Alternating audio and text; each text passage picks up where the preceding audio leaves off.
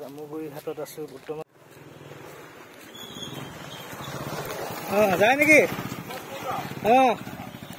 কাঁহৰ বঁটা এখন ধুব লাগে, কৰ্দৈ ব্যৱহাৰ কৰিব, তাকে মই অকণমান তুলি থম বুলি ভাবিছোঁ।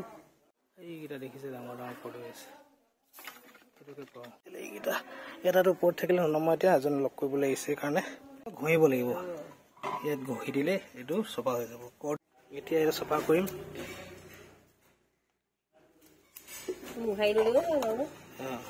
এইটো কি কৰিব লাগিব এতিয়া?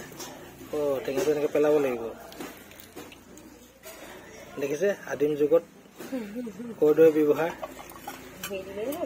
সেই বহুত ধুনীয়াকৈ চফা হৈ গৈছে দেখোন, নতুন হৈ গৈছে।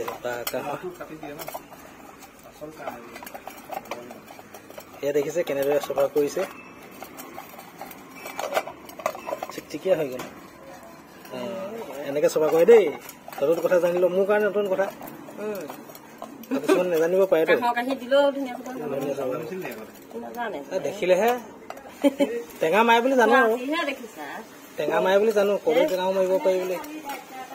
কৰ্দৈ টেঙা এভেইলেবল হ'ব লাগিব চবতে।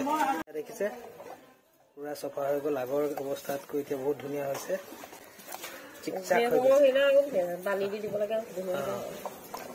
দিনৰ গৰু গাড়ীৰ চকা দেখিছে, দুটা আছে।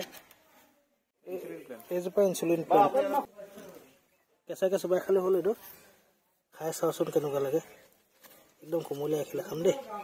পাতকিলা মজা খাব, টেঙা টেঙা ইনচুলিন প্লাণ্ট, টেঙা টেঙা লাগিছে খাই, মজা। কিন্তু খাব পাৰি, মইতো খাই দিম। আমাৰ জীয়ৰী আইতাই চোবাই আছে বহুত, দেখিছে না জীয়ৰী আইতা কিমান ধুনীয়া।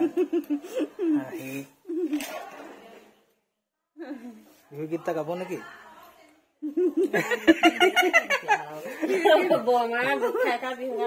পিছত গাব। হৈ গ'ল ৰ'দত শুকোৱাৰ পিছত চিকচিকীয়া হৈ গ'ল, চিকচিকীয়া। এই পুৰণি আকাৰৰ ঘৰ দেখিছে জামুগুৰি হাটত।